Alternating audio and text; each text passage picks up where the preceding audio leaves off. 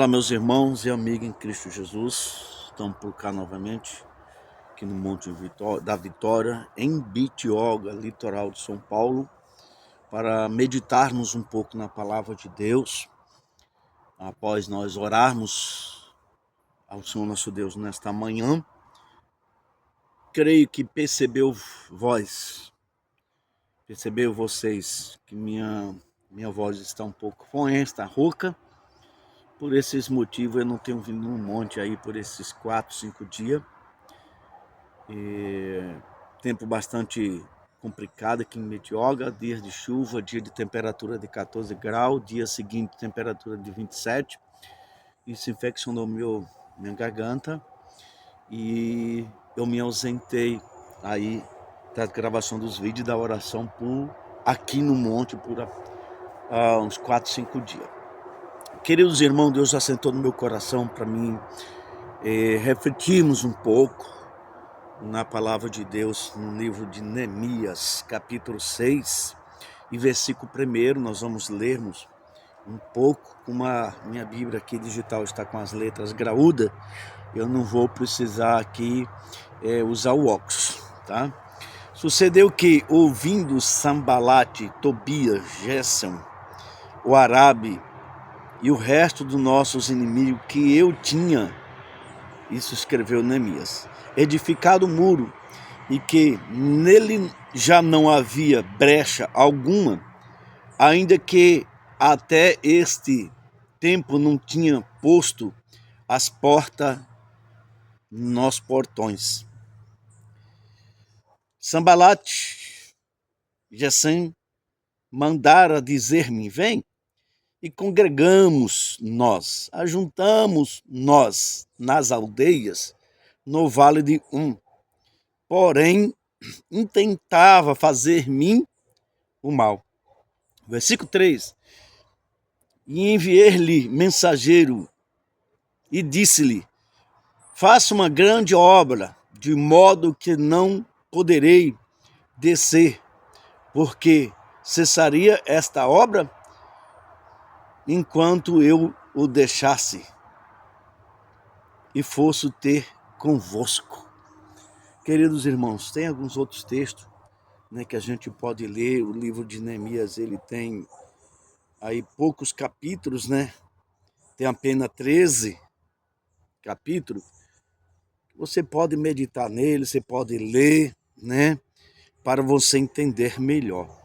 Se você ler do versículo 1, se você ler do versículo 1, do capítulo 1 a o capítulo 6, você vai encontrar esses textos que a gente acabou de ler para vocês, são o versículo 1, 2 e 3 do capítulo 6. Não vou ler todo o capítulo, mas peço que vocês leiam, né?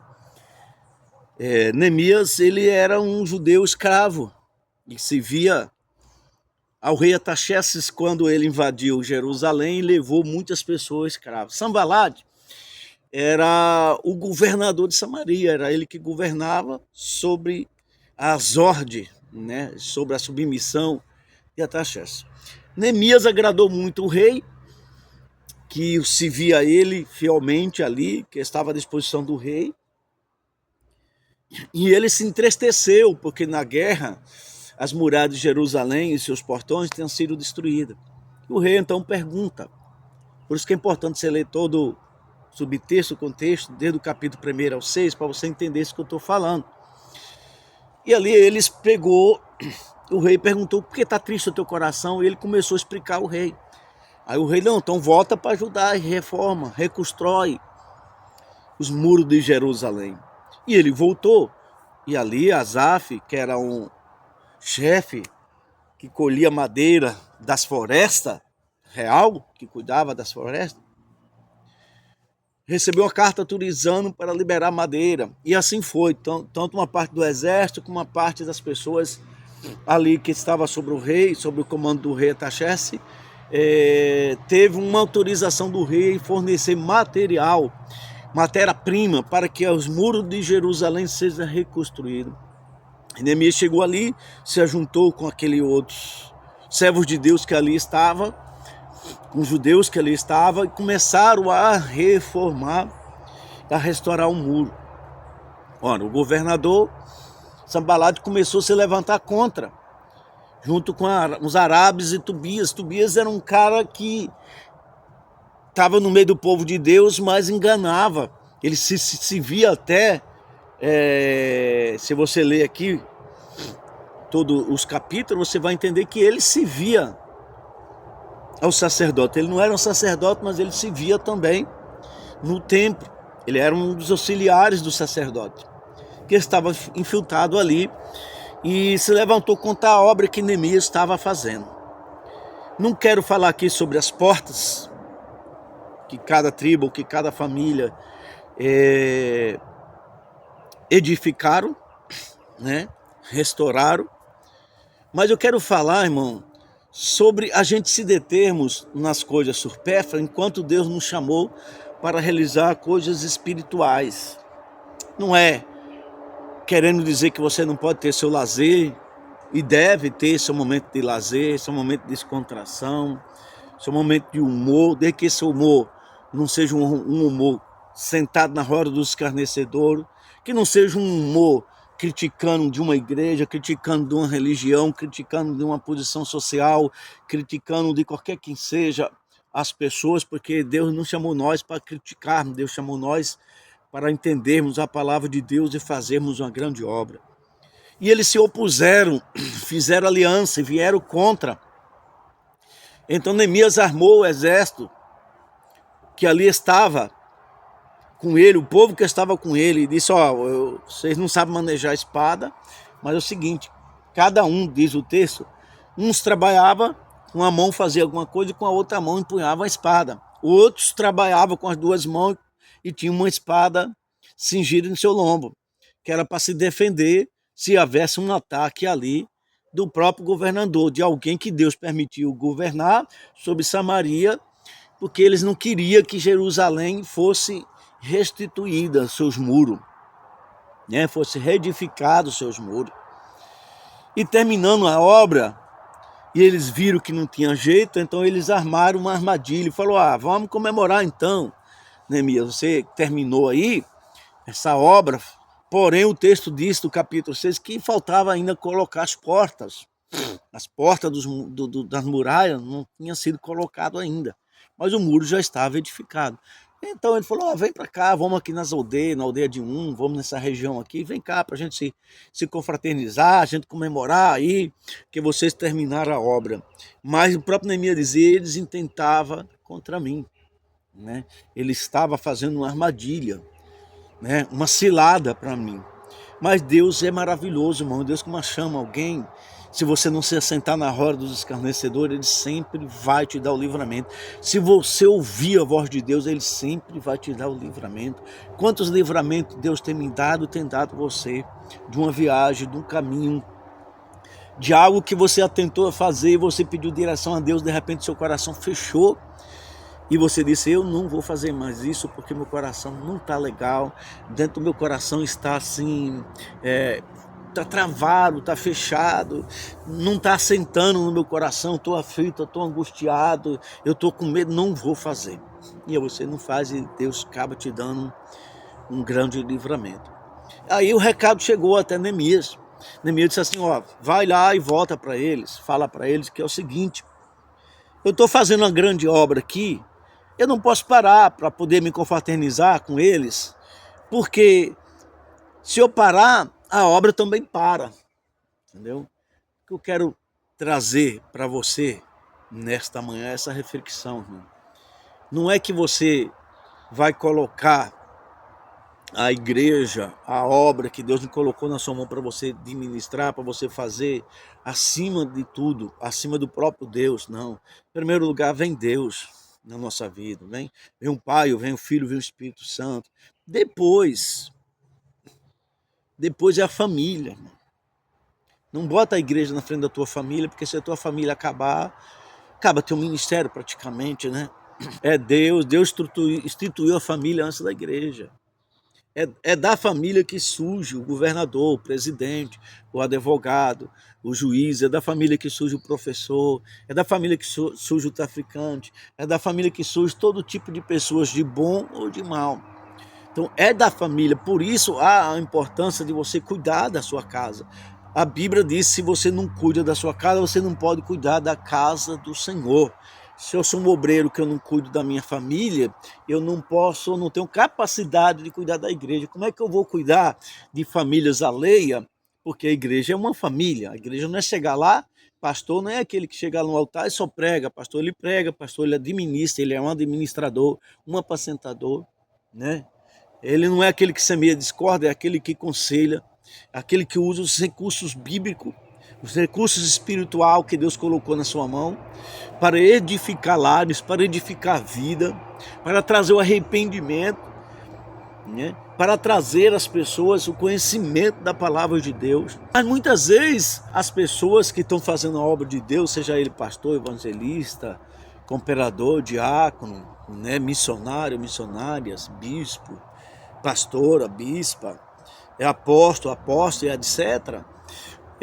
Irmãos e irmãs em Cristo Jesus que faz obra de Deus, tem servos e servas de Deus que não tem aí uma consagração ministerial, mas que faz a obra de Deus de uma forma intensa, de uma forma maravilhosa, que ganha muita alma para Jesus, que traz a palavra do Evangelho a vidas, e vidas têm se arrependido, vidas têm estado na casa do Senhor, vida tem sido liberta através desta obra.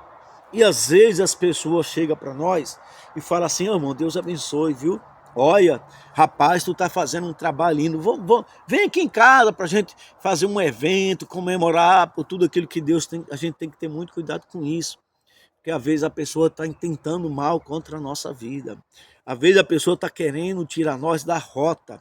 E às vezes a gente gosta, a gente fala assim: ah, graças a Deus, né? Até que enfim um pastor, até que enfim um irmão, uma irmã reconheceu, né?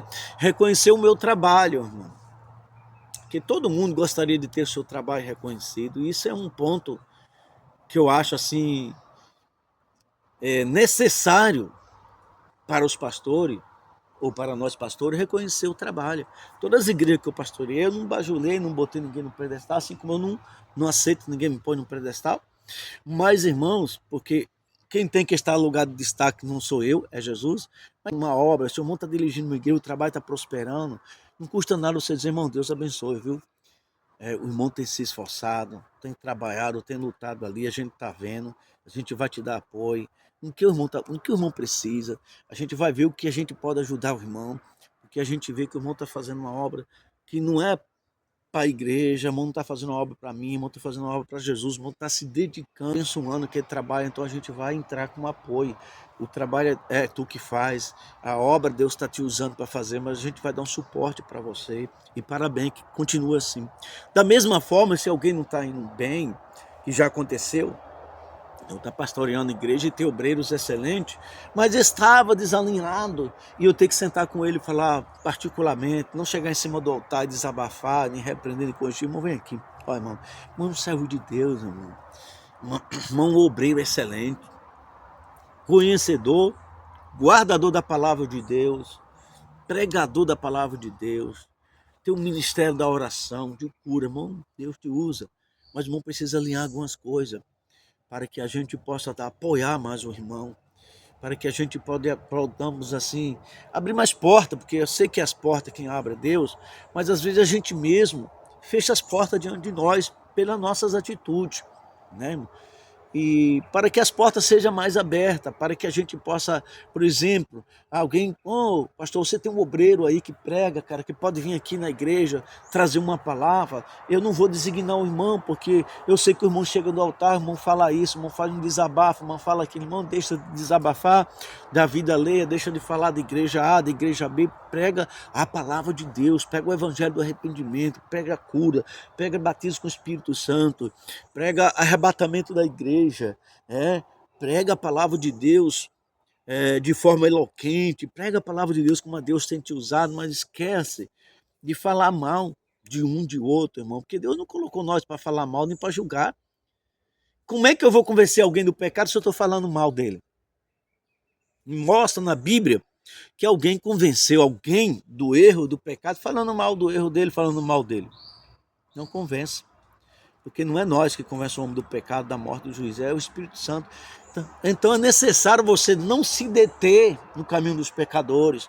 Que é pecador, aqueles que estão praticando pecado, seja crente, seja católico, seja espírita, espiritualista, bombista ou de qualquer religião, seja pastor, que esteja praticando pecado. Você não se detém na roda dos escarnecedores. Tem diz que acha assim que escarnecedores são pessoas de outras religiões, são pessoas que falam mal de nós, de outras religiões. Não, irmão, tem muitas pessoas do nosso meio que são escarnecedores.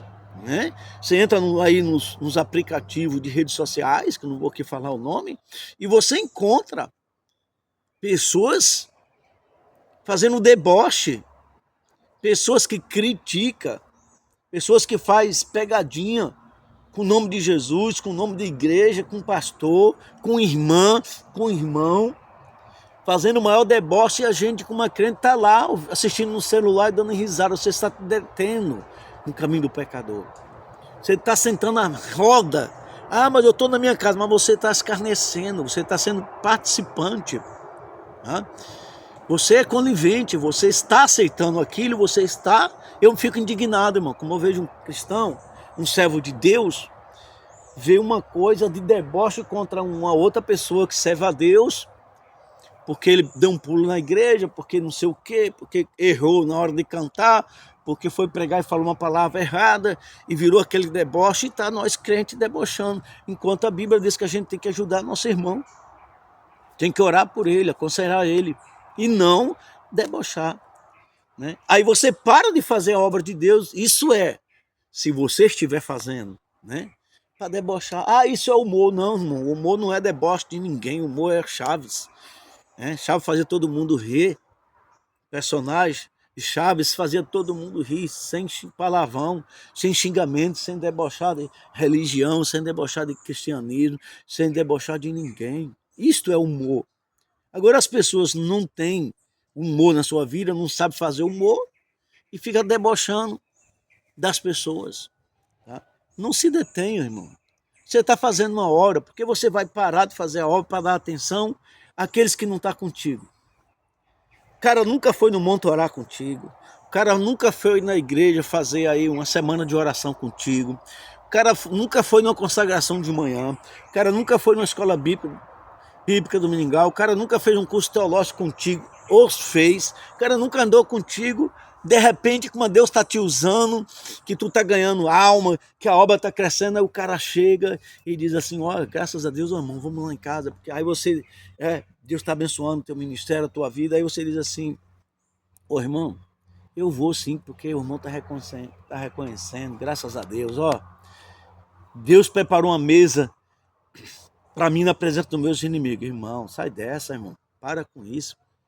Você vai parar de fazer a obra, parar de orar, de jejuar, para estar sentando na mesa dos caras que te escarnecem, que falam mal de tu, que critica, que se levantou contra ti.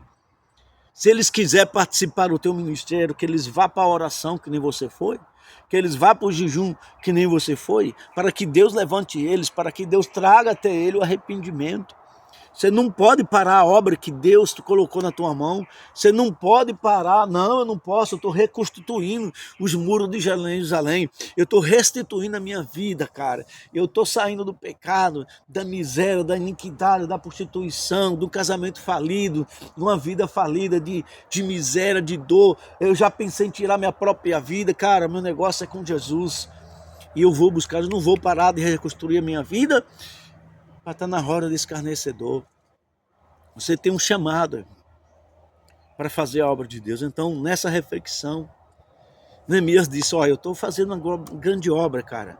Eu não vou parar de fazer a grande obra. Os caras estão aqui, os líderes da cidade, as pessoas estão aqui, as famílias estão aqui, edificando os muros de Jerusalém, e vocês quiseram atacar nós. A gente teve que trabalhar, veja bem, teve que trabalhar, alguns com a espada nos lombos, cingindo, amarrado aqui na cintura, outro aqui nas costas, né?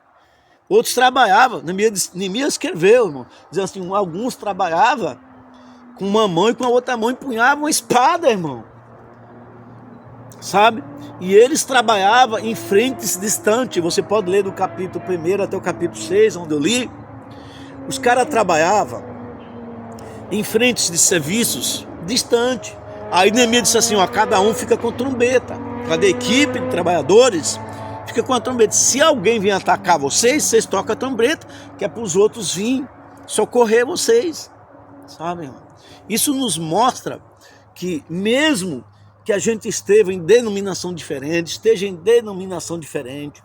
que a placa da minha igreja seja o nome A, a placa da tua igreja seja o nome B, seja H, U, V, sei lá o que for, o nome da tua igreja, irmão, a gente está na mesma frente de trabalho.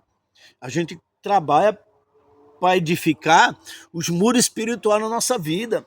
A gente trabalha para trazer o arrependimento, assim como alguém trabalhou em nossa vida e trouxe a palavra de arrependimento do Evangelho de Jesus até nós, e nós nos conhecemos a palavra e entregamos nossas vidas a Jesus. Hoje a gente vira um obreiro, um trabalhador, alguém que faz uma obra para Jesus, uma obra de evangelista, uma obra de missão, seja em qual função o Senhor te colocou, em qual chamado ministerial o Senhor te colocou, seja em qual vocação espiritual, ou seja, em qual dom Deus te colocou, seja em qual frente de trabalho Deus te colocou. Se tu é um cara que é um guarda, tu vai estar lá trabalhando, cara, com uma mão e com a outra empunhando a espada. Outros vão ter a espada cingida nos lombos, trabalhando com as duas mãos. Outros vão ter ali, tá com a trombeta na mão para alertar se algum inimigo se aproximar. E quando o inimigo vinha, ele tocava aquela trombeta para que as outras equipes viessem, irmão. Mas hoje em dia parece que a coisa, parece não, está diferente, né, irmão? Ninguém se ajunta mais para pregar a palavra de Deus. Não, eu sou da comunidade tal, da igreja tal, da religião tal. A gente não. Sabe, irmão, é uma coisa muito desunida. E aí como é que a gente vai reedificar os muros de Jerusalém? E aí ainda tem daqueles que tiram a mão da edificação da obra de Deus para edificar.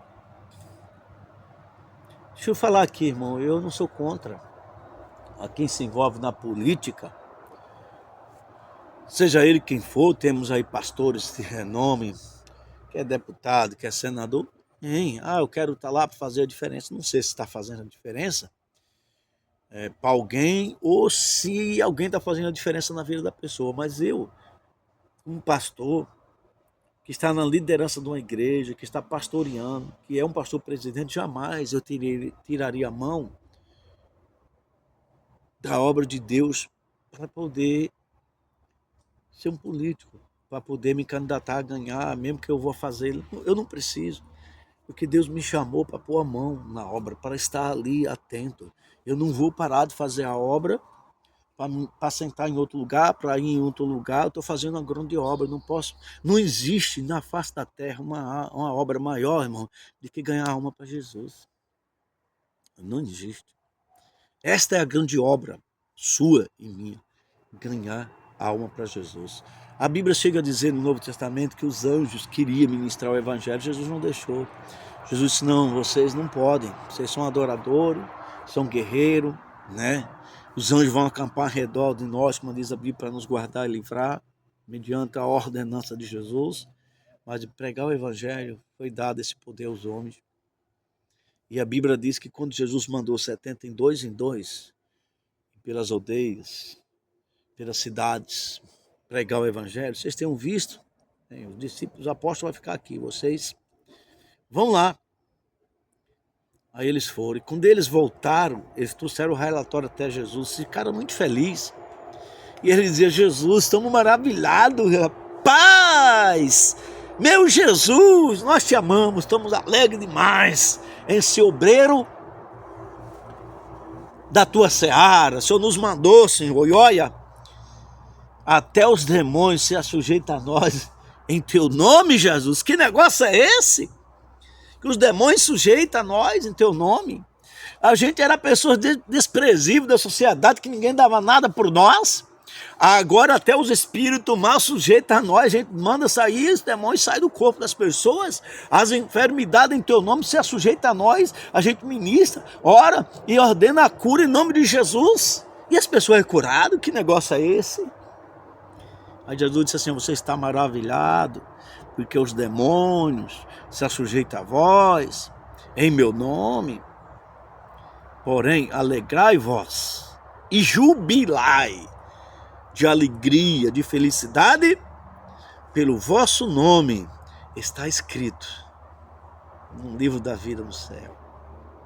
É essa a nossa alegria, irmão. Os demônios nos assujeitar em nome de Jesus é obra, é trabalho, é dom, é unção, é oração, é jejum. As enfermidades sujeitamos a nossa ordenança de cura, de milagre, de libertação.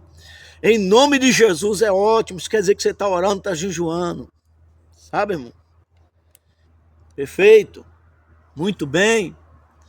Mas a nossa alegria maior é porque o nosso nome está escrito no livro da vida, irmão. É por essa alegria que eu tenho que ter. Mas as pessoas colocam muitas vezes a sua alegria um demônio que sujeitou a você em nome de Jesus. O demônio vai ter que sujeitar a você em nome de Jesus, se você anda em jejum e oração, porque a Bíblia diz que tem qualidade de demônio, ou castras de demônio, etnias de demônio, como você queira, qual que seja o sinônimo da palavra, só sai por oração e por jejum, meu irmão. Não sai pelo louvor, não sai pela sua bonita pregação, não sai pelo seu PhD, ou pelo seu doutorado em teologia, ou pelo meu bacharelado em teologia, não sai. Não sai pela minha credencial de convenção estadual, nacional, não sai pelo nome da placa da igreja que você congrega, não sai pelos seus status sociais, pelas suas estrelas sociais, pela quantia de inscritos do seu canal. Não sai.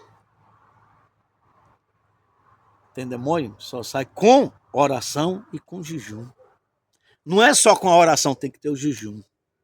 Então eu te convido nessa manhã para você reflexar, irmão. Não se detenha, não pare. Continua jejuando, continua orando. Deus diz assim, a sua bênção vai chegar. Mas você tem que continuar orando. Sabe? Se Deus já te usa, imagine se você continuar em oração, jejum. Quanto mais Deus vai te abençoar. Eu recebi uma mensagem de uma pessoa que ela disse assim: eu não tenho muito costume de orar, pastor. Eu não tenho muito costume de orar à noite. Mas eu fui orar antes de dormir e Deus me mostrou algo. Aí eu falei, isso chama-se atrair a presença de Deus para a gente. Então Deus está mostrando alguma coisa que está acontecendo na sua família ou que vai acontecer com seus familiares, que vai te causar, que vai causar na sua família um problema, uma dificuldade, um desespero. Ela não estava desesperada, mas as pessoas da família dela estavam, porque ela estava com a confiança em Deus, ela estava em oração, foi o que Deus mostrou para ela. Então, continua orando para que Deus dê livramento para toda a sua família. Então, se você está orando, irmão, Deus notifica você das coisas que vai acontecer. Deus te dá o livramento, Deus te alerta, Deus te avisa, né? Por meio de visão, por meio de sonho, por meio de revelação, por meio da palavra, por meio de pregação da palavra de Deus, por meio de um louvor. Deus sempre vai te alertar, irmão. Então, irmão, não pare de fazer a obra de Deus por causa de coisas surpresas. Ah, mas a luta é grande, irmão. Ô, irmão, onde foi? E onde é que está escrito na Bíblia que o evangelho você não vai ter luta? A primeira luta sua é negar a si mesmo, irmão. A nossa maior luta não é contra a carne e contra o sangue. Você não entendeu, irmão, o evangelho? Jesus, os apóstolos, você não tem que lutar, cara, contra a carne, contra o sangue, contra o ser humano. Minha luta não é contra outra igreja, não é contra outro pastor, não é contra outra religião, ou não é contra o cético, contra o livre pensador, contra aquele que escarnece de mim, que zomba de mim, que fala mal de mim, que fala mal de nós. Não, minha luta é contra as potestades espirituais nos lugares celestiais, irmão. Minha luta é contra os demônios, contra os espíritos. E como é que eu vou lutar contra os demônios? Porque se eu não vejo ele, então eu tenho que estar em oração e tenho que estar em jejum. E eu tenho que estar com as armaduras do Espírito, que está no livro de Gálatas, né, irmãos? Escudo, né, da fé, que é espada que é a palavra de Deus, a couraça da justiça, né? Calçar o pé na preparação do evangelho. Se você ler todo o Novo Testamento, ele foi escrito falando sobre arrependimento, sobre pregação do evangelho, irmão. Pregação de pastor, de pastora, de apóstolo, de crente, de cristão, que não traz a palavra de arrependimento, não é pregação do evangelho, é pregação bíblica, é sermões bíblico. Mas Jesus veio para trazer o arrependimento. Então toda a pregação tem que estar inserido nela a pessoa de Jesus, tem que estar inserido nela a pessoa do arrependimento do pecado. Jesus disse: vai, meu filho, não peque mais. Perdoar se não tem um pecado, vai, não peque mais. Jesus veio para isso, irmão, para que a gente conheça ele, para que a gente se arrependa e que a gente pare de pecar, para que a gente abandone a vida, para que haja uma novidade. O evangelho significa boas novas. São novas, novidade, coisas boas que vêm sobre a nossa vida. Que Deus traga coisas boas sobre a sua vida. Que Deus traga novidade de vida sobre você. Você que está cansado da droga, da prostituição, está cansado dessa depressão, dessa enfermidade, irmão, busca recurso em Jesus. Ah, mas porque pastor fulano e tal, irmão? A Bíblia diz que a alma que pecar, essa morrerá, irmão. Quem permanece no pecado, essa morrerá. Eu, como pastor, não vou dar conta dos meus colegas que já caíram ou que estão praticando pecado. Eu não vou. Eu vou dar conta das minhas ações, sabe? Você não vai dar conta das ações de nenhum pastor e de nenhum irmão, de nenhuma pessoa. Cada um vai prestar conta diante de Deus. Sabe? Quando eu faço uma conta, uma compra, uma conta, eu uso meu cartão de crédito, a fatura chega para mim. Chega meu nome, é eu que tenho que pagar. Não é você que tem que pagar a minha conta. Não foi você que pagou por mim lá na cruz do Calvário. Não foi eu que paguei por você lá na cruz do Calvário. Foi Jesus. Se Jesus te deu uma obra, se Jesus colocou você para um desígnio dele, para fazer algo para a obra dele, não se detenha, não pare, faça que nem Neemias. Ah, agora, antes você me perseguir, agora você quer comemorar? Comemora aí então, porque eu vou continuar aqui fazendo a obra. Eu vou continuar aqui orando, eu vou continuar aqui jejuando, eu vou continuar aqui adorando, eu vou continuar aqui limpando a casa do Senhor, eu vou continuar aqui tocando louvor, né, sendo levita na casa de Deus. Eu vou continuar, sabe, irmão? Então o segredo é continuar. A Bíblia diz: permaneceis até o fim, sereis fiéis até o fim, receber-te a coroa da vida. E dar-te a coroa da vida. É um segredo. Não é você ter 40, 50 anos de cristão, de crente, de evangelho, de servo de Deus ou de pastor. O segredo é você se manter com a mão no arado. A Bíblia, Jesus disse: quem põe a mão no arado não pode, não. Você não pode olhar atrás, cara. Como é que você está arando a terra aqui e de repente você olha aqui? Você não está vendo o que o arado está cortando, se o arado está fazendo. Você não pode tirar a mão do arado, irmão. Você pôs a mão no arado. Você pôs a mão para fazer, Deus entregou na sua mão, você não pediu, Deus te deu, porque você tira a mão do arado agora.